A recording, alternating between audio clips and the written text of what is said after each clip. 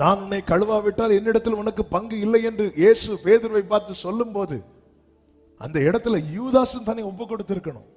ஆண்டவரே, இப்படி நான் வாங்கிட்டேன், அந்த 30 வெள்ளிக்காசு அந்த இடத்துல அவன் எரிஞ்சிருந்தானா சரித்திரம் வேற.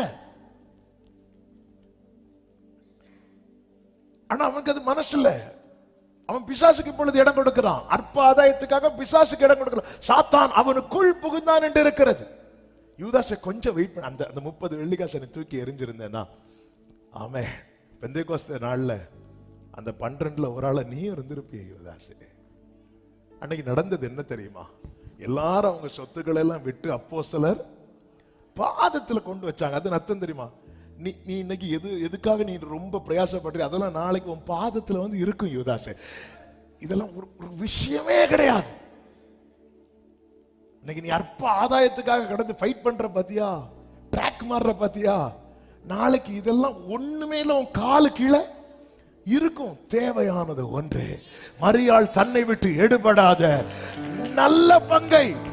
எவ்வளவு பெரிய நல்ல பங்கு பிதா கொடுக்கிற நல்ல ஈவு. அதுக்காக நான் உன்னை ப்ரிப்பேர் பண்ணிட்டு இருந்தா நீ பிசாசுக்கு இடம் கொடுக்கிற.